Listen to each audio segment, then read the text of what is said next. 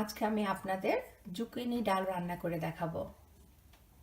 Zucchini ডাল রান্না করতে আমার লাগবে একটা জুকিনি এই সাইজের, 2টা টমেটো, একটা পেঁয়াজ, 1 কাপ মসুরির ডাল, হাফ কাপ কুকিং অয়েল, কিছু লেবুর পাতা, 2 কাপ পানি, আর হাফ চা চামচ করে লাগবে আদা বাটা, রসুন বাটা, জিরা গুঁড়া, ধনিয়া গুঁড়া, হলুদ গুঁড়া, মরিচ গুঁড়া এবং লবণ। আমি আপনাদের রান্নার আগে জুকিনি কাটাটা দেখিয়ে দিচ্ছি। জুকিনির কিন্তু আমরা খোসা ফেলাবো না, জুকিনি খোসা সহ চিকন চিকন করে ঠিক এইভাবে কেটে নেব।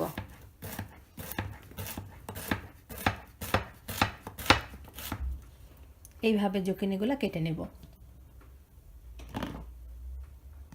এই যে আমি এভাবে জুকিনিগুলো সব কেটে নিয়েছি, আর এই যে আমার টমেটো আর পেঁয়াজ কুচি। এখন আমরা রান্নায় চলে যাব।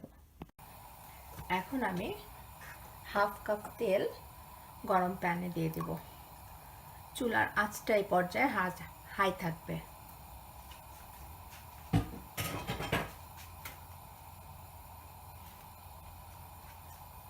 তেলটা একটু গরম হয়ে আসা পর্যন্ত ওয়েট করব। আমার তেলটা গরম হয়ে গেছে, এখন আমি সেই একটা পেঁয়াজ ছেড়ে দেব এবং একটু নেড়ে চেড়ে পেঁয়াজকে সামান্য একটু রান্না করব।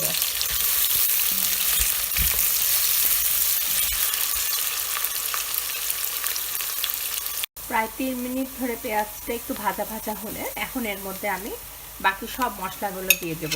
হাফ চা চামচ আদা বাটা, রসুন বাটা, লবণ, হাফ চা চামচ মরিচ গুঁড়া, হলুদ গুঁড়া, ধনিয়া গুঁড়া আর জিরা গুঁড়া।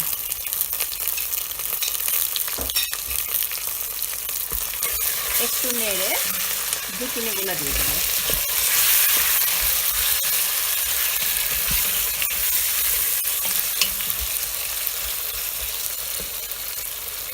জুকিনি সিদ্ধ হতে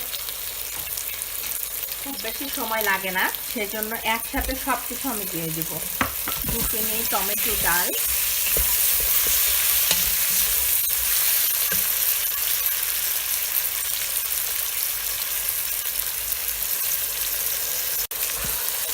সব দিয়ে একটু ভালো করে নেড়ে চেড়ে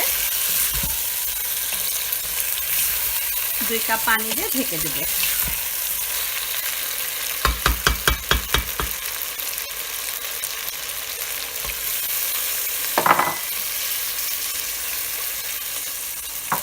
এবং চুলার আঁচটা একটু কমিয়ে দেব।